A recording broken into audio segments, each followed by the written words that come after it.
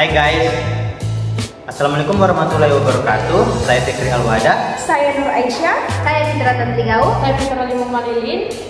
Kami dari kelompok Alam. Kami akan menjelaskan profil perusahaan global McDonald's.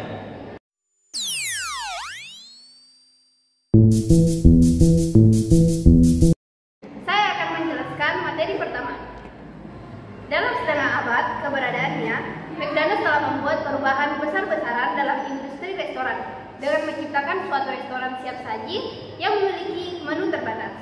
McDonald's juga telah membuat 5 inovasi utama.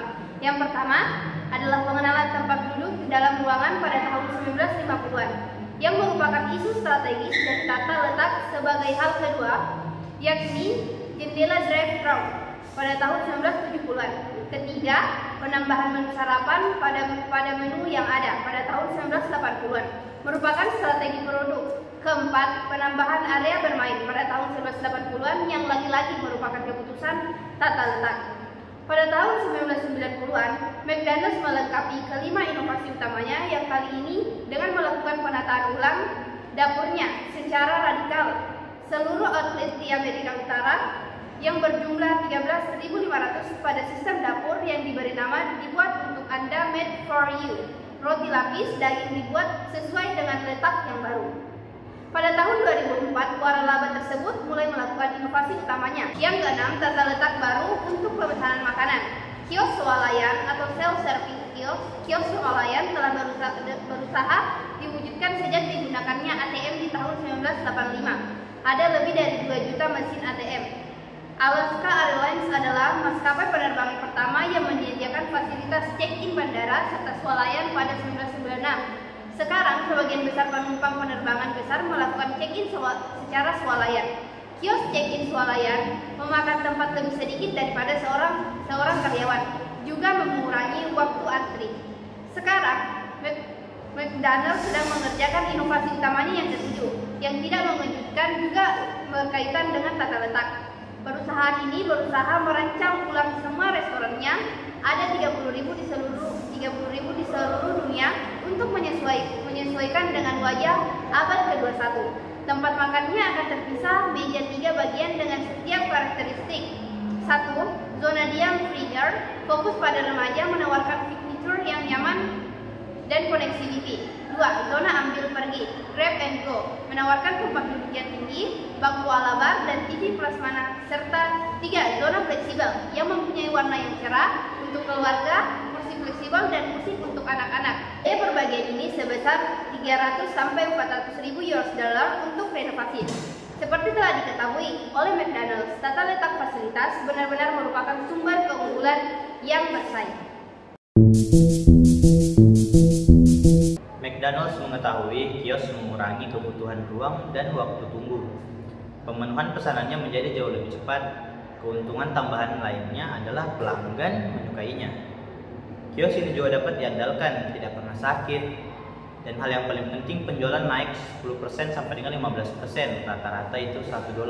Ketika pelanggan memesan dari kios yang secara konsisten lebih menganjurkan ukuran yang lebih besar dan tambahan lainnya. Dapur yang telah dirancang ulang di McDonald's Manhattan, tata letak yang lebih efisien membutuhkan tenaga kerja yang lebih sedikit, mengurangi sampah buangan, dan menyediakan layanan yang lebih cepat. Zona fleksibel, bagian dengan kursi empuk dari tenunan yang berwarna cerah, membuat bagian ini cocok untuk keluarga dan kelompok besar. Meja dan kursi dapat dipindah-pindah.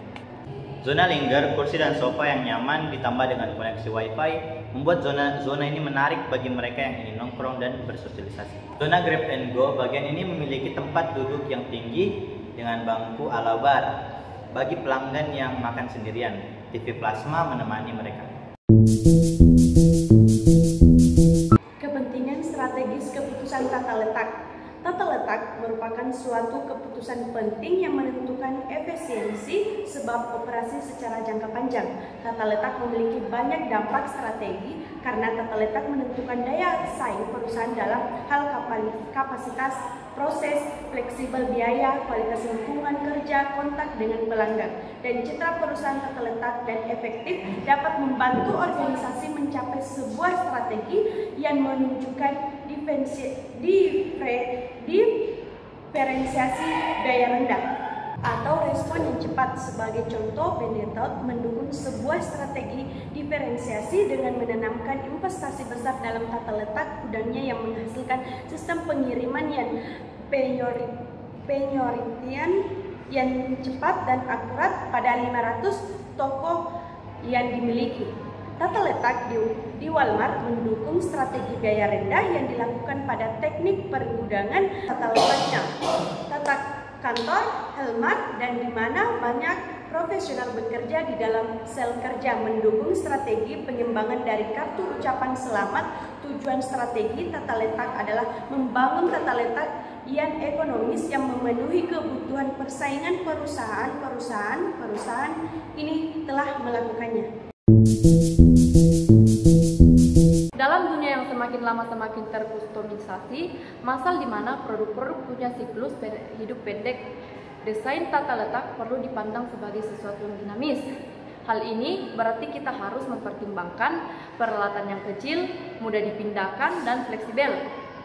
Etalase di toko harus dapat dipindahkan, meja kantor dan partisi haruslah moduler, serta rak-rak untuk gudang harus terlebih dahulu difabrikasi agar dapat mengatasi perubahan model produk secara cepat dan mudah, serta masih dalam tingkat produksi yang memadai. Manajer operasi harus memberikan fleksibilitas dalam desain tata letak. Untuk mendapatkan fleksibilitas dalam tata letak, para manajer melatih silang pekerja mereka, merawat peralatan, menjaga investasi tetap rendah, menempatkan sel kerja secara berdekatan, serta menggunakan peralatan yang kecil dan mudah dipindahkan dalam beberapa hal.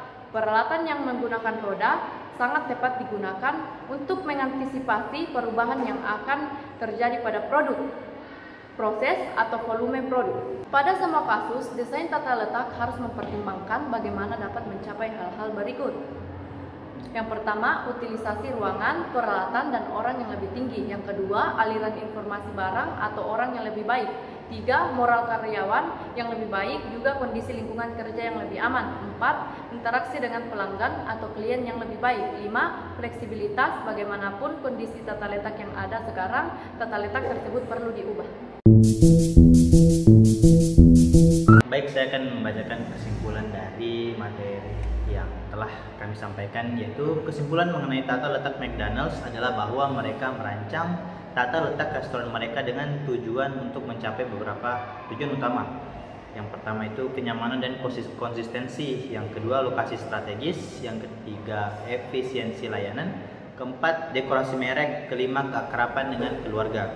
Secara keseluruhan, tata letak McDonald's adalah bagian integral dari strategi mereka dalam memberikan makanan cepat saji yang konsisten, cepat, dan mudah diakses kepada pelanggan di seluruh dunia.